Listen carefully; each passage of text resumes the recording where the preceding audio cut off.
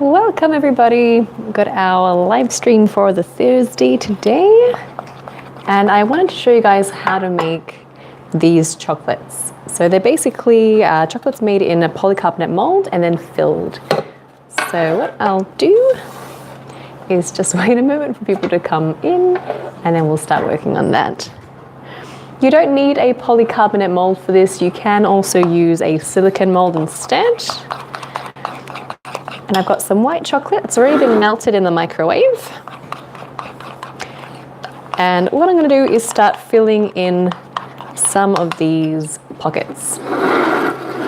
So I'm only going to do 6, otherwise we'll be here forever and I don't want to take up your time. So in goes our chocolate into about 6 different molds here, or 6 different cavities, sorry. This is compound chocolate that I've used, so it's a brand by Nestle. And once you've filled them, they're way over the top filled, that's totally fine. I'm going to give them a tap on our counter, and that's going to remove any air that's been trapped at the bottom, and I'll also level it out. So you can see all those little bubbles starting to form at the top. Next, you'll need some baking paper, and you'll want to empty that out onto baking paper so that you can reuse the chocolate. So that's sitting there for maybe a few seconds. Toss it over, give it a tap to remove any excess chocolate in there, because we want the cavities to be empty so we can fill them with cake pop batter. So giving them a pretty vigorous tap, turn it over, and now remove the excess. Going to need a bench scraper for this. And working quickly straight across to get a nice neat finish. Might go over that one more time, maybe if the other side's clean, the opposite direction. And now these are good to sit in your freezer for a few minutes to set up. In the meantime, we'll make our cake pop batter. So as I mentioned, that excess chocolate, sorry, I'm just walking over to my freezer, that excess chocolate you can put back into the container and melt again for a different project. So we'll pop it aside for now. And you will be using this a second time, so just make sure that it's clean. Okay. For the cake pop batter today, I've got just cut off cake and some ganache. I like to work with ganache whenever I make cake pops. They just taste a lot nicer. And if you do end up adding too much ganache, you can always set it in the fridge so it will firm up. I've got leftover cake top from a cake project I'm doing. I'm making my partner's 30th birthday cake, and it's a carved cake, so I have cake pops for days, literally so much cake left over. Just the offcuts. You could use gloves. I've got clean hands, so I'm just good going like this till it's nice and fine. At this stage, you can add in your chocolate ganache. So in that goes. And again, I'm not really too fussy with how much I add. Whee, almost lost my reflector. It will sit in the fridge anyway if you do end up adding too much. So in that goes. And then just mash it up until you form a nice thick dough. You could use your hands for this at the beginning. I like to use a spoon because it's really wet and messy. And then once it starts to come together, that's when I'll use my hands. So at about this stage here, clean off the spoon, and in I go with the hand. And just pressing it together, trying to mesh it into one uniform ball of dough. Don't want to work it too much though, otherwise it tends to expand afterwards and it cracks your chocolate. So just until it's well combined. You also end up separating the oils if you work with it too long. So this is perfect to me. I'm going to pop this aside. And by now our chocolates should be nice and set from the freezer. I'm going to bring that back out and we're going to fill them in and then cover them up. So, be right back.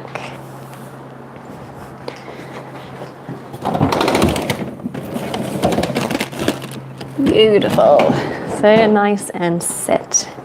Quick note, if you want to make a much thinner coat, you could add vegetable oil into your chocolate and that'll just make it a lot thinner. So I'm going to go in with just a little bit of cake pop batter and stuff it right in the middle. Make sure that it's well and truly below the point of your carbonate mold. That way when you add the chocolate again, it's not going to get in the way of your chocolate.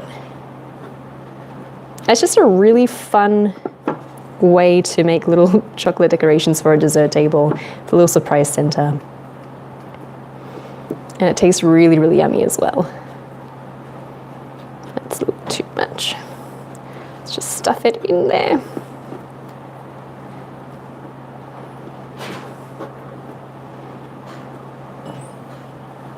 You could use white chocolate ganache for this as well, or you could even use buttercream. I just like the taste and texture of ganache instead. Okay, that's been stuffed. Now we can add on our chocolate again. So we're going in again with the compound chocolate by Nestle, and I'm literally just going to go over the top. That's going to fill in, and it's going to secure those on there. So it won't be popping out anytime soon. Grab that scraper that we have and just help to smooth out the chocolate to make sure that it's all covered nicely. Just moving that chocolate around. Might need a little bit more in there. And then scrape off the excess. It would help if I had a neater scraper, but I don't want to waste the time going over to the sink. I just go across. You might see a little bit through the chocolate. That's all good. Just pop that back into the freezer so that the top layer has set, and then we'll take them out of the mold. I'll show you how to take them out of the polycarbonate molds. Very, very easy. And it only takes a few seconds in the freezer as well. I do have some that I prepared earlier, so I am going to cut those open. So basically, this is what they look like once they're done. Really, really fun, really cute. You could dust them with some gold dust. You could add some gold leaf. I'm just going to cut one open to show you. And that's basically what you will end up with. You can make much larger ones as well. I'm just going to eat one. So that's that one. Really, really easy. I kid you not, they're probably going to be ready to take out, so I'm literally going to just go back to the freezer and show you how to take them out of the mold.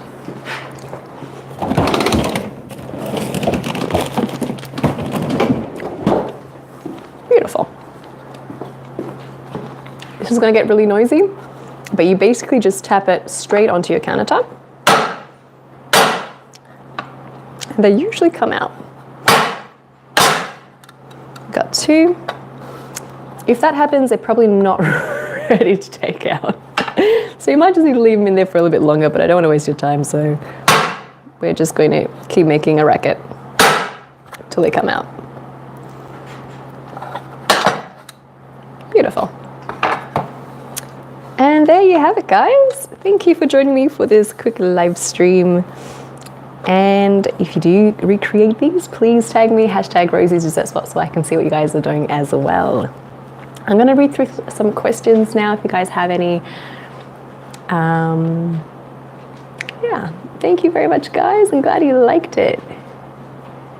Ah, beautiful. I'll always love reading your comments.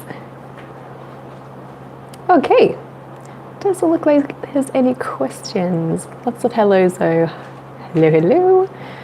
Easy. I will see you guys again on Tuesday for our cake decorating tutorial. I've made a pyramid cake actually for my partner's 30th, so that's really exciting. And I can't wait to share it with you guys really soon. Thank you, and I'll catch you later.